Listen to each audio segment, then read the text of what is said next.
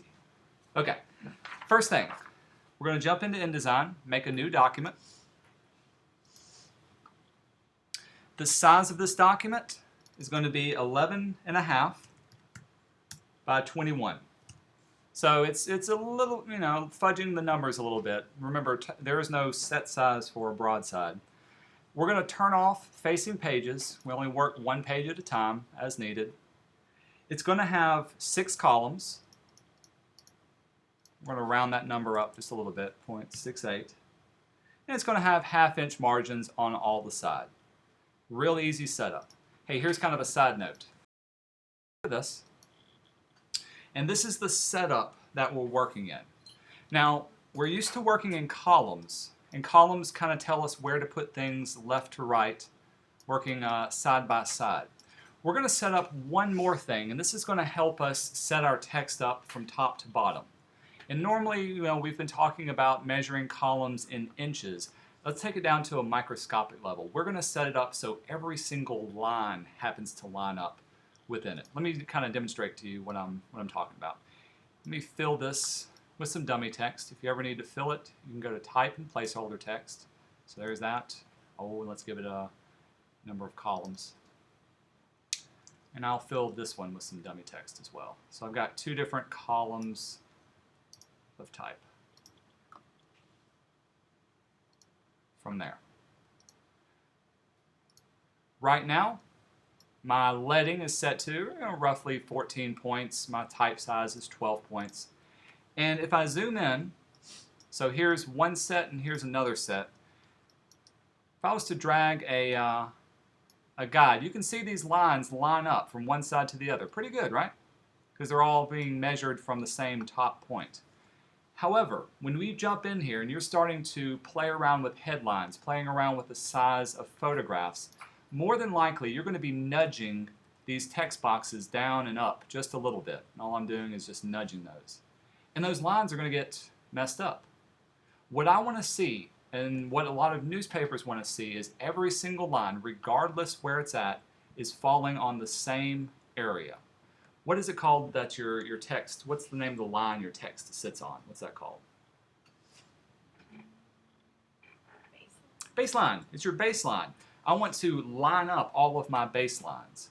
So one thing that newspapers will create is called a baseline grid. So the second thing we set up, baseline grid, here's where you can find it. Under InDesign Preferences, here's our grid.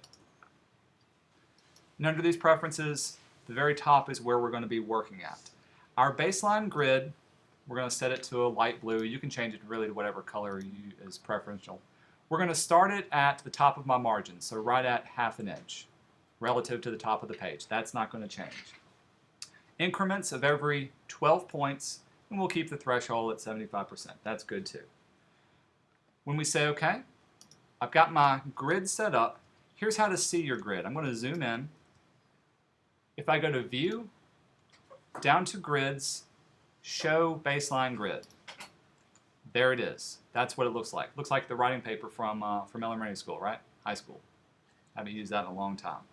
Now check it out. Let me put my dummy text back up on there. If I make some dummy text, we'll flow it in. Placeholder text. Give me a couple of columns. Give me some first line indent. Okay. Got it here. You can see how things are getting off by a little bit. I would have to nudge these down. And we'll put that back up. Here's how to tell your text to align to the baseline grid. When you got it selected, check this out right over here next to your columns. This top one, this button right here says do not align to baseline grid. The one below it, align to it. Watch my text jump. Now check out what happened. See how every line is on individual lines? However, what else happened to it? It's double spaced. It's got too much leading to it. Why do you think that happened?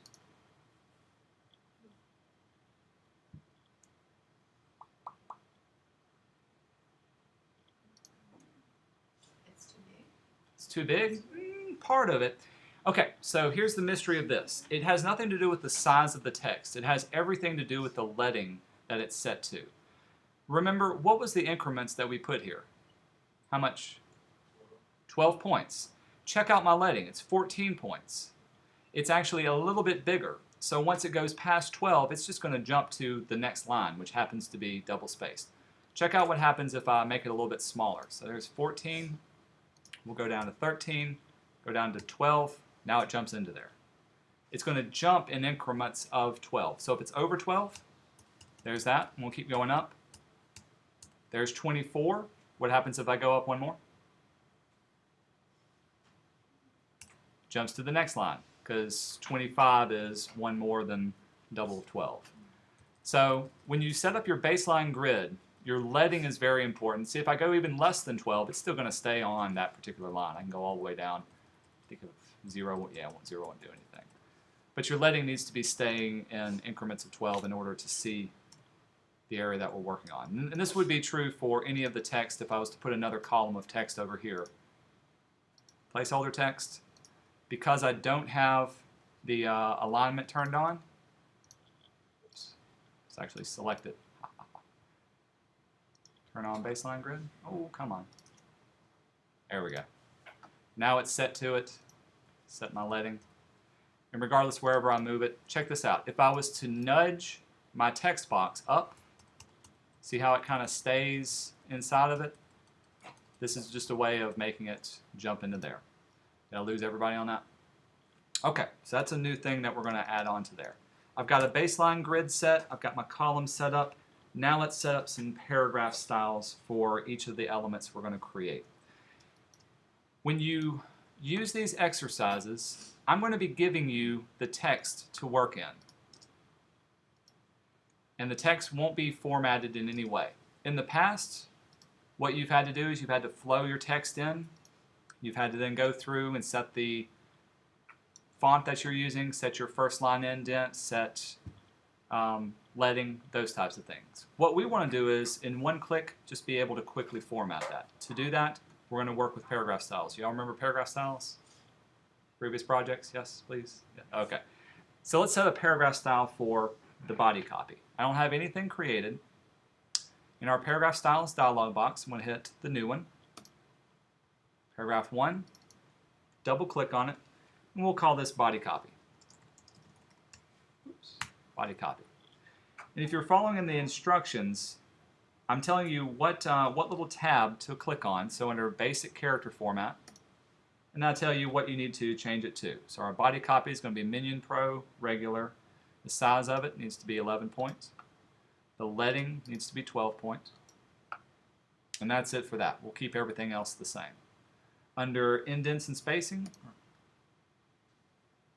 we need to make it left justified. We need to give it some first line indent, in this case of 0.1875.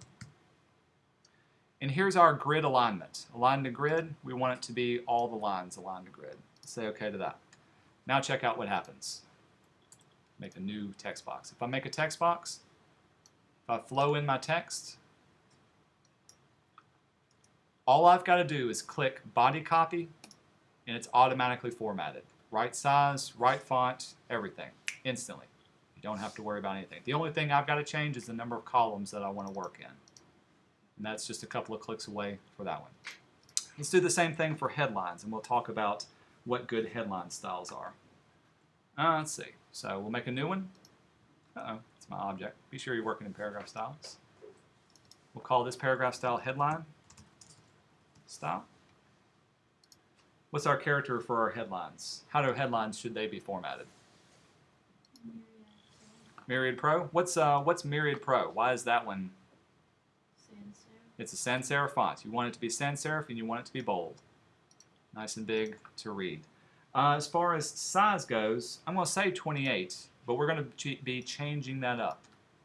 Let's take a moment to talk about that. Same way for our leading. Leading is going to be 24, excuse me. We're going to change that up as well. Keep the tracking at none.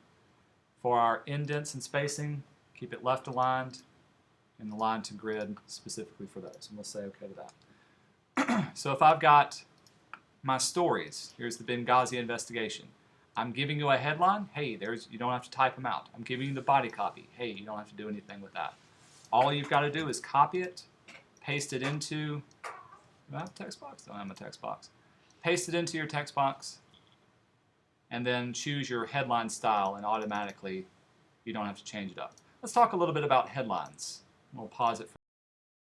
You're going to set up your paragraph styles for your body copy, paragraph styles for your headlines. You're also going to do the same thing for your cut lines. That's on the back side of the page that I gave you. I won't bore you unless you watch me make the cut lines. It's exactly the same. Make a new paragraph style, type in what you need. But last thing we do need to set up is our text wrap, because if I'm going to be creating picture boxes and text boxes, I'm going to need that text to be able to wrap around what I'm working with. So to do this, we need to open up our Object Styles dialog box. Just as you can quickly apply formatting to text with your paragraph and character styles, if you've got an object that needs some wraparound, Object Styles will allow you to do this. And you can find that under the Window Styles. There's my Object Styles to work with. All we're going to do is change the basic frames for the text and the graphic frames. So I've got my graphic frame, double click on it, look for text wrap and other. We click on the name, and we're going to turn on this text wrap, basic bounding box. Say OK. Do the same thing for your text frames. Text wraps and other. Say OK to that. Once you've got all of your paragraph styles, your body styles set up, I want to make sure there's no text on there.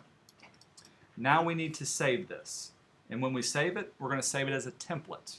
And the template's a little bit more special. Under File, Save. I'm going to call it Broadside Dummy. Sounds like the name of the girl you never date in high school. Okay, on the desktop, under the format, rather than a CS document, an InDesign document, choose InDesign Template. This is going to give you a different extension. When I save it, here's what it looks like on my desktop. Broadside InDesign T for template. What this will do, if I close it out, if I open up my template again, it's going to automatically give me the exact size and the dimensions of the page that I want. It's going to give me my baseline grid. It saved all of my paragraph styles.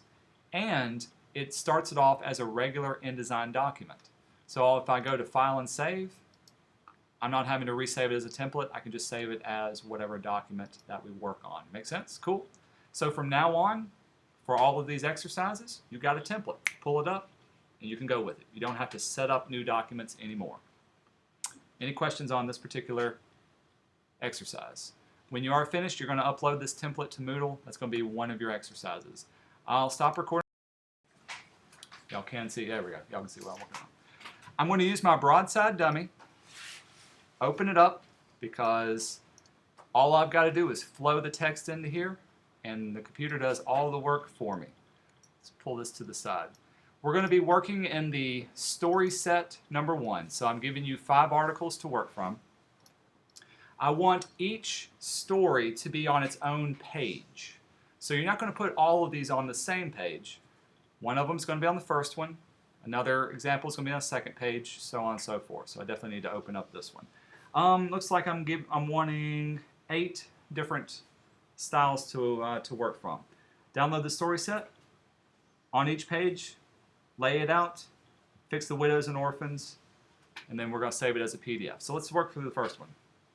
Number A, I need a 1-column story. Grab me a text box. Just let it go through 1 column. When I say 1 column, one of the 6 columns. Don't try to double up on the columns.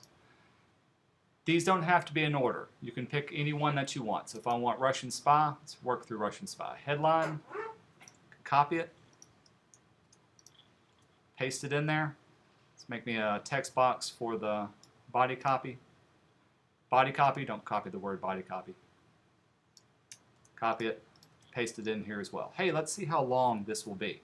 First of all, if I need to format it, just click on body copy, done. Don't have to do anything. Format that, click on headline style, we'll come back to that later. Easy, easy. To see the length of it, check out my cursor as I click and drag. You see the width and the height? Man, how long is this article? It's a long article. It's like it's pushing well over 20 inches. How long does it need to be? 12. So I'm looking at the height to be close to 12. So when I say edit it, stop it right there. Don't worry about making things fit into 12. Or you can find a shorter copy from there. So I've got my one article or one column of text. Let's pull it over here. Let's make that headline look good too. How many lines can a one line of headline type take up? 3 to 4? Okay. Yeah, I've got 5 right here. What's a good size for a small headline? 12? 12 to 28? 24? So let's see. Let's put it down to 12. There's 12. Hey, there's 3 right there, so that'll work. See if I can get away with it being a little bit bigger. I can pull it up to 4. I think that looks good right there. Uh-oh. Oh, we'll keep typing a 17 into there. There we go. That's what I want. Here's the other thing. Notice I've got some spacing in between there and just need to adjust my leading. Let's pull that less than 12. Let's see what happens. There it is at that. Y'all think that's a little too close? I think so too. So that looks pretty good. If I make the size any larger and I have to start editing it, I could do that. But hey, there's a one column of text. There's a one column article all set up. Pretty cool. For the next one, I need it to be a 2 column story. I'm going to make a new page. And I'm going to work on page 2 for a 2 column story. Let's pull up this one. Let's do the NFL apology. 2 columns. Throw in the headline. Format it up. Give me the body copy. Copy it. Give me a text box for this one. Paste it. Format it up for body copy. See how long I can make it into 2 columns. First of all, make it 2 columns. That is not 2 columns. That's 1 column spanning 2 columns. That's what I mean by 2 columns.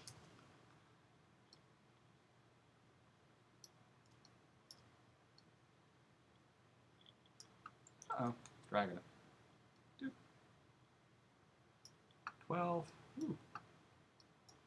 Obviously that's too long. But to fit the whole thing, it would have to be 14 inches. Not going to work. Just cut it. Right at 12 inches there. The best part about it is it's aligning to my baseline grid, so I know it's going to work out.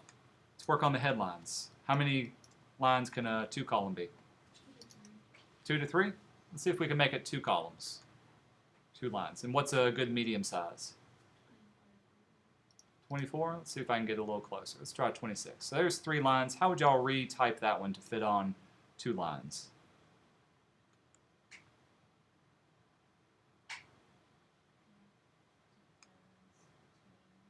Say again? Y'all gotta talk loud.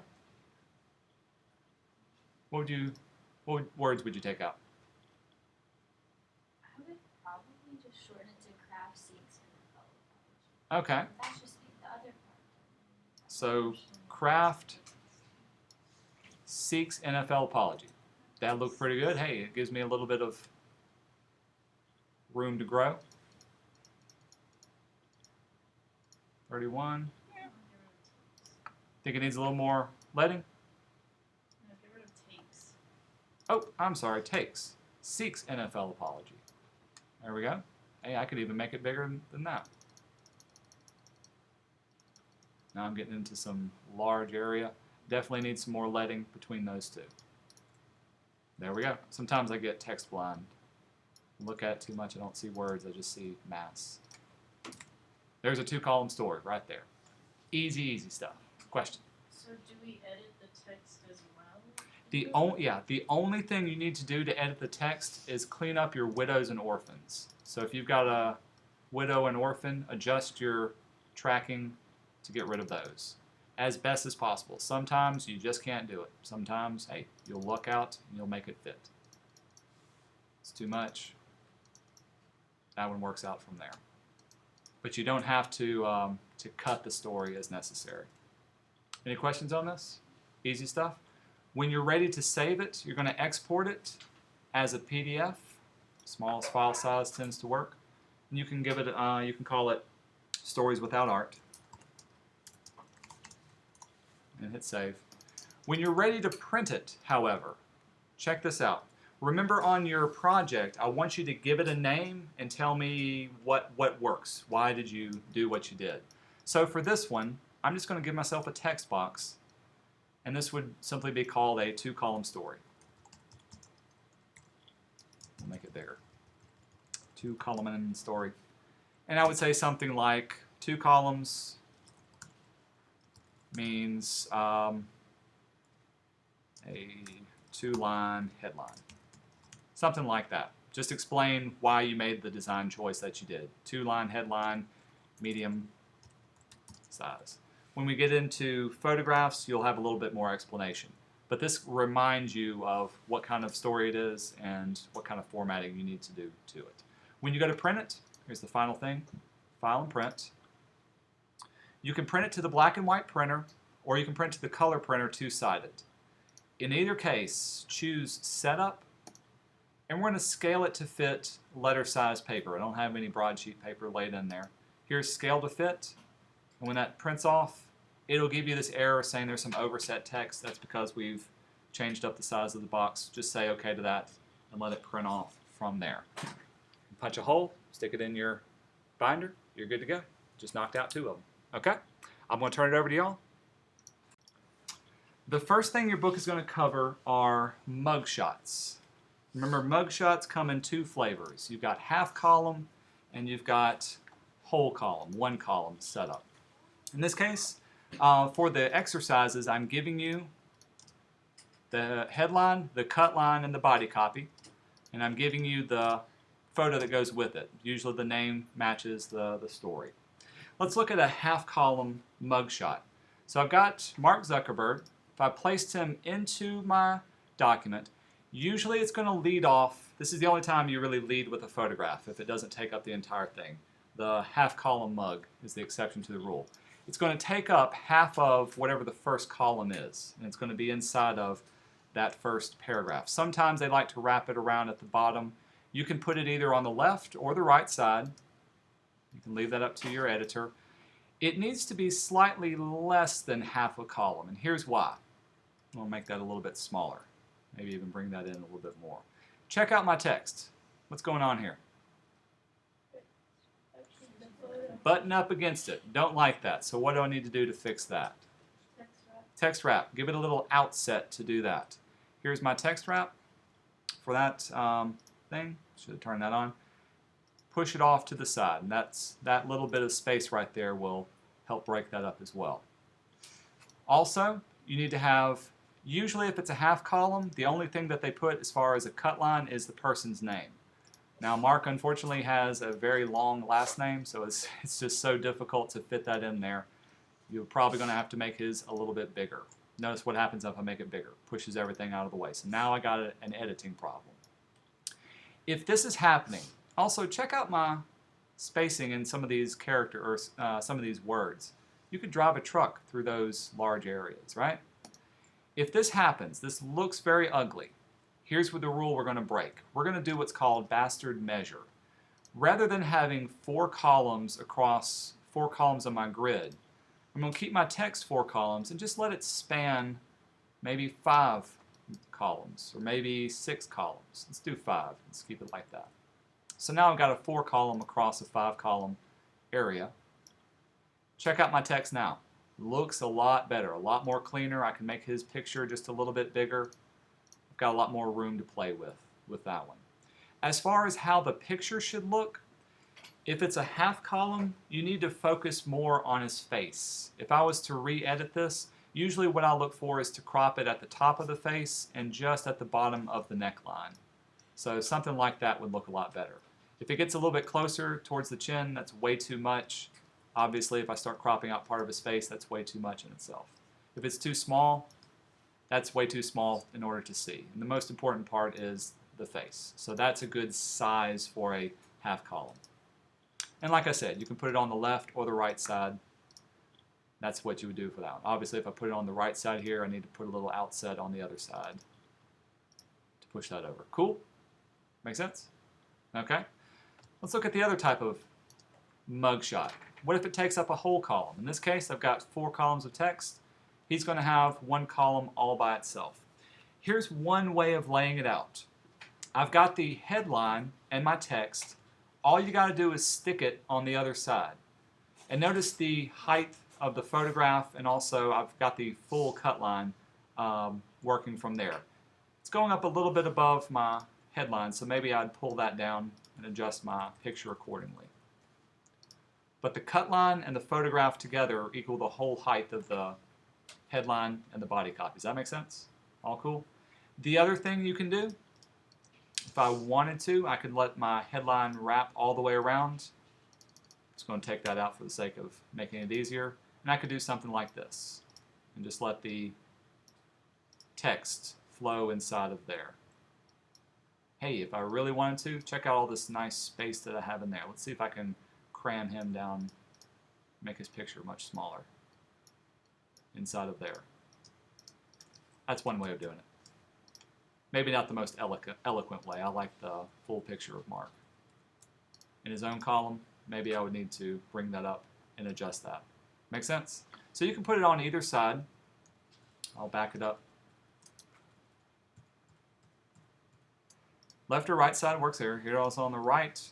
You can move things over. Put everything on the left. That works out too. I'm following my rules. The photograph is near my headlines. My headlines are near here. Even though I'm leading with the photograph, I'm not putting it right underneath here. That would not be cool by itself. Let's check out the other rules. So those are side by side for this one. What if it's a regular photograph? So the last two set of exercises are for horizontal and vertical photographs. Their rules are exactly the same. Whenever I lay out a photograph, you can see fills up nice 5 columns. I've got 3 columns of text. Oh, actually, that's 6 columns. 3 columns and 3 columns. I've fit the cut lines and the height of the photograph to fit the height of my body copy. My headline runs over the entire thing. That's a good layout. Here's the downside. Check out which way he's facing. He's facing over here to the right. My text is over here to the left. So that's not going to be too good. I need to swap those out. I need to have Mr. President facing my text. That looks a lot better. That would be the correct thing to do. If for whatever reason you need the picture to be on this side, let's undo that like that. Sometimes you can get away with swapping or flipping the photograph. To do that, all I do is select the photograph. Here's my flip up here. Oop, he's going to flip off to the side. Need to move him back into my area. There he is right there. When would that not work? That trick worked out really well. I just flopped him around. When would that not work? What would be a scenario? So you got words in the picture. Got words in the picture, can't read those words. So sometimes that just doesn't work out for this one. Here it is. What's wrong with this picture? Or what's wrong with this layout? Picture's leading in. So here it is, and here's the start of my thing. I'm having to jump from the headline all the way down here. Not cool. Not cool, Robert Frost. Instead, we can pull it over here. Now I've got my text flowing underneath here. If you look on your pages, let's see here, page 51, it talks about the shapes of text and shapes of the way things flow. You can see that the text is flowing from a large column to the smaller columns underneath here. This is called an L shape. That would work like. Looks like an L, right? If I put it in the middle, U shape. It's flowing U like this. However, let's think back to our story rules. I've got 2 columns of text right here. How short do they need to be? How short can I make them?